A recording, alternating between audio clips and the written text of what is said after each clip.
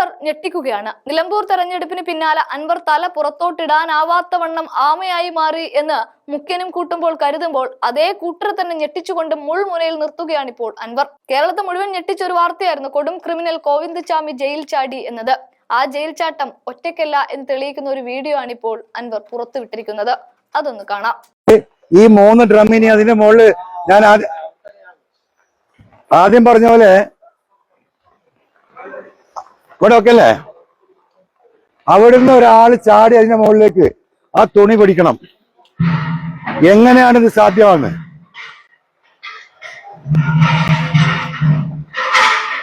ഒരാൾക്കും പറക്കുന്തളിക വരേണ്ടി വരും, പറക്കുന്തളിക. ഇനി ആ ഡ്രമ്മിന്റെ മുകളിലേക്ക് പറന്ന് കയറി ഗോവിന്ദചാമി അവിടുന്ന് ആ തുണിയിലേക്ക് എങ്ങനെ പറന്ന് കയറുക? നിങ്ങളൊക്കെ ആ വീഡിയോ കണ്ടാണല്ലോ ആ തുണി തൂങ്ങിക്കിടക്കുന്നത്.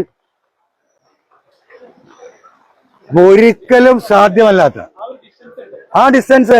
ഇപ്പൊ 3 ഡ്രമ്മിന്റെ മുകളിൽ കയറിയെന്ന് വിചാരിക്കുക, അതിന്റെ മുകളിൽ ആ തുണിയിലേക്ക് എങ്ങനെ എത്തും?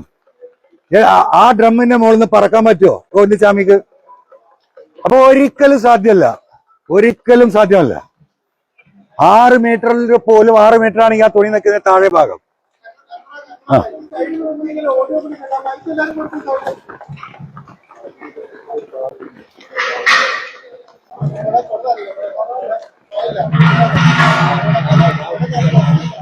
ഓക്കെ അല്ലേ?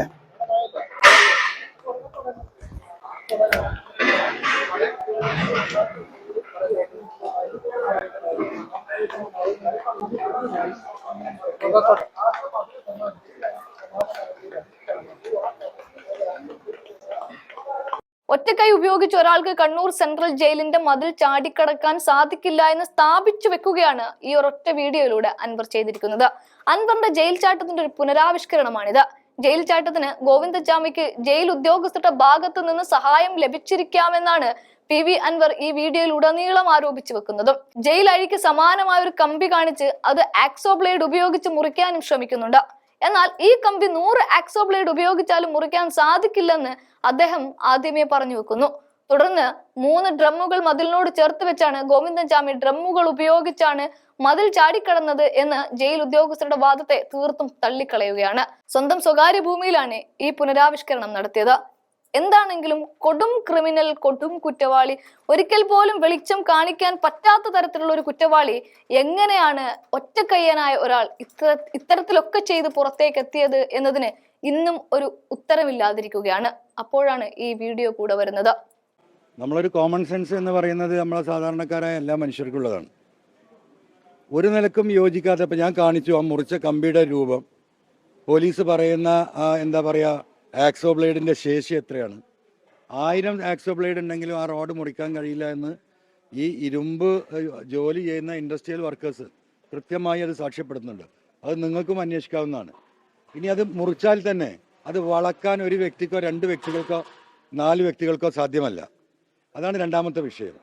പിന്നെ ഡ്രമ്മിൻ്റെ കാര്യം, അതിപ്പോൾ നമ്മളിവിടെ കൃത്യമായി കാണിച്ചു. ഒരു നിലക്കും 3 ഡ്രമ്മിൻ്റെ മുകളിലേക്കോ അല്ലെങ്കിൽ 2 ഡ്രമ്മിൻ്റെ മുകളിലേക്കോ ഒരാൾക്കും കയറാൻ കഴിയില്ല.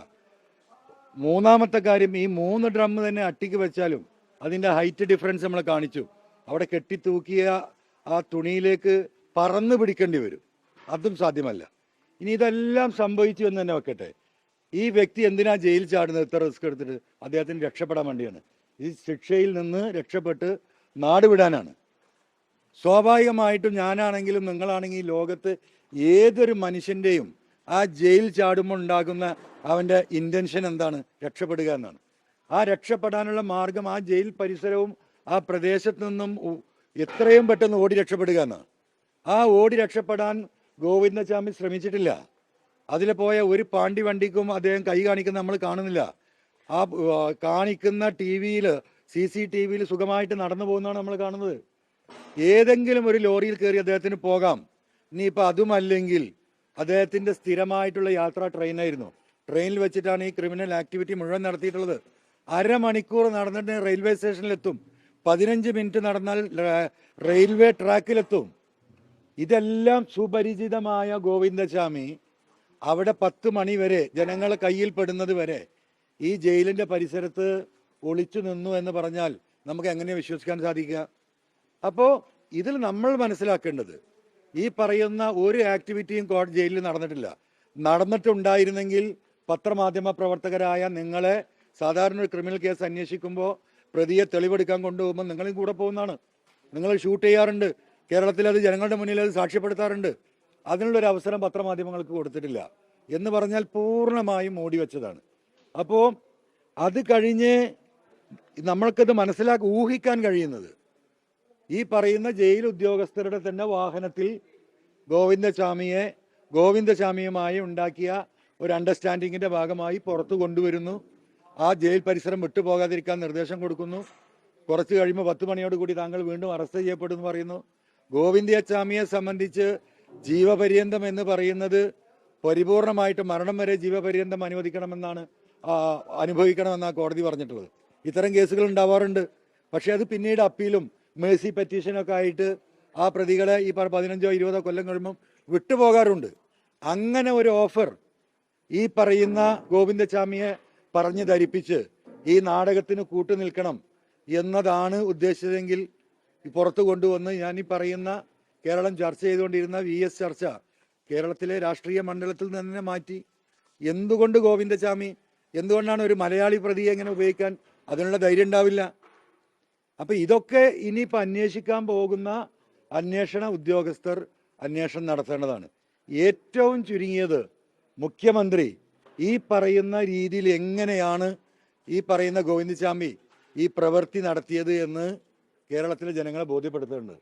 പത്രമാധ്യമ പ്രവർത്തകർക്ക് ഇത് വിസിറ്റ് ചെയ്യാനുള്ള സംവിധാനം കൊടുക്കേണ്ടതുണ്ട്. പക്ഷെ ഒരു കാര്യം ഞാൻ പറയാം, ഇപ്പം ഇന്ന് നമ്മളിത് വളരെ കൃത്യമായി ജനങ്ങളെ ബോധ്യപ്പെടുത്തിയതുകൊണ്ട് ഇപ്പോൾ അവിടെ വേണമെങ്കിൽ ആ റോഡ് ഈ പറയുന്ന ഗ്രില്ല് അറുത്തെടുക്കാനുള്ള സംവിധാനങ്ങൾ ചെയ്തേക്കും. പക്ഷെ ഈ നിമിഷം വരെ അത് ഉണ്ടായിട്ടുണ്ടാവില്ല എന്നത് തന്നെയാണ്. ഒരു ഗോവിന്ദചാമിക്ക് ഒരിക്കലും അത് സാധ്യമല്ല. 5 ഗോവിന്ദചാമിമാർ 2 കൈയുള്ളവർ വിചാരിച്ചാൽ നടക്കാത്ത കാര്യം നടന്നു എന്നാണ് ഇവിടെ ബോധ്യപ്പെടുത്തുന്നത്.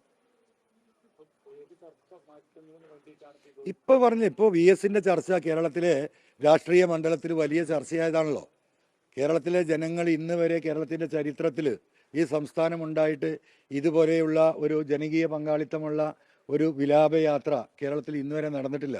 എന്തുകൊണ്ടാണ് ജനങ്ങൾ, കമ്മ്യൂണിസ്റ്റുകാർ, പാവപ്പെട്ടവർ, തൊഴിലാളികൾ VS-നെ സ്നേഹിച്ചത്, ഈ രീതിയിൽ സ്നേഹിച്ചത് എന്ന ചർച്ചകൾ വന്നു. VS എടുത്ത നിലപാടുകൾ വന്നു. ആ VS-നെ തരം താഴ്ത്താൻ CPM-ന്റെ പിണറായി വിഭാഗം നടത്തിയ അവരുടെ പ്രവർത്തികൾ ഇവിടെ ചർച്ചയായി. പിരപ്പൻകോട് മുരളിയുടെ സ്റ്റേറ്റ്മെൻറ്റ് വന്നു. ഈ ക്യാപിറ്റൽ പണിഷ്മെൻ്റ് ഇവിടെ ചർച്ചയായി. ഇവിടെ പലതും ചർച്ചയായി. ഇന്നത്തെ പിണറായിസ ഗ്രൂപ്പിന് വമ്പൻ തിരിച്ചടിയായി. രാഷ്ട്രീയത്തിൽ മരിച്ച പറയുന്ന VS മാറി എന്നതൊരു വസ്തുതയാണ്. ആ ചർച്ച അവസാനിപ്പിക്കാൻ ഈ പറയുന്ന മുഖ്യമന്ത്രിയുടെ ഏറ്റവും അടുപ്പക്കാരനായിട്ടുള്ള ADGP അജിത് കുമാറിൻ്റെയും ഈ പറയുന്ന P ശശിയുടെയും തലയിൽ ഉദിച്ച ഒരു കുബുദ്ധിയാകാൻ മാത്രമേ ഈ പറയുന്ന ഗോവിന്ദചാമിയുടെ ജയിൽ ചാട്ടത്തിനുള്ള സാധ്യതയുള്ളൂ. അല്ലാതെ ഈ പറയുന്ന രീതിയിൽ അഴിമുറിച്ച് ഉപ്പ് തേച്ച് ഡ്രമ്മട്ടിക്കിട്ട് അതിൻ്റെ മുകളിൽ കയറി പുറത്ത് ചാടി നാട്ടുകാർ പിടിക്കുന്നവരെ അവിടെ ഈ ജയിലിന് ചുറ്റി നടന്ന ഒരു ഗോവിന്ദചാമിയെ, അതാണ് ആ കഥ, ആ സ്റ്റോറി വിശ്വസിക്കാൻ കോമൺ സെൻസ് ഉള്ളവർക്ക് സാധ്യമല്ല.